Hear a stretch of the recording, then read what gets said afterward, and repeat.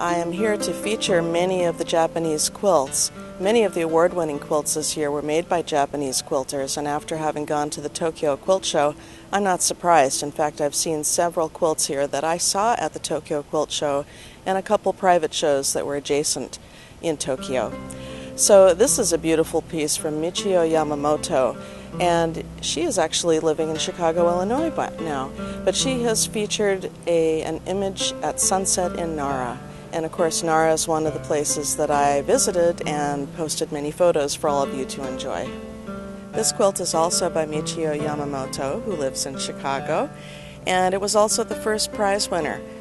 And I wanted to show you some of the detail on this very delicate and exquisite applique dripping down from the tree and the flower cart.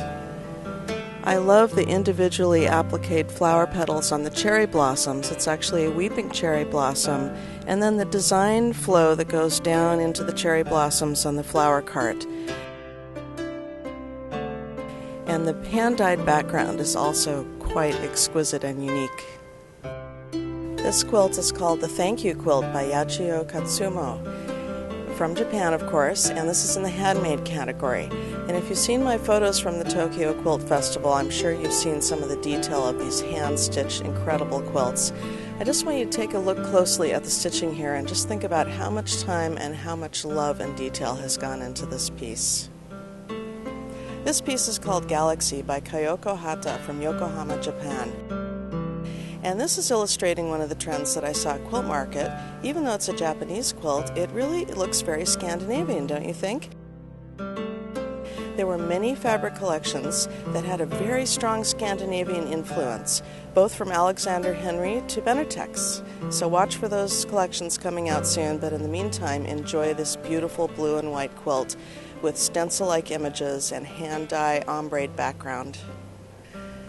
I am so excited to see this piece by Takako Tsunami from Japan because I saw it in a private showing when I was in Tokyo, and I encouraged her to enter it into Houston, and it's here. And why did I want to see it here? Take a close look at the sashiko stitching, at all the ruffles, and just the beautiful swirling pattern of this. It's one of the most gorgeous abstract pieces I've ever seen. And it's not red and white, it's red and pink, and all different shades of red and pink. And this piece is truly unique. Here's another piece that I saw in Tokyo by Miwako Megami, and I actually was able to take a close look at this in Tokyo. You may have seen a photo that I had posted. What I really love about this is the silk kimonos that were cut up and pieced.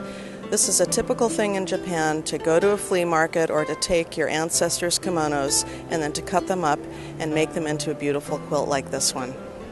As we come to the close of this tour of Japanese quilts at the Houston Quilt Festival, I would also like to thank all of our customers and friends who donated quilts for our effort for the tsunami survivors in Japan. Within a month of us putting the word out, we received 2,155 quilts, which were all distributed personally at a rededication of a Buddhist temple on July 13th this year, 2011. Thank you so much to all of you who contributed to this effort.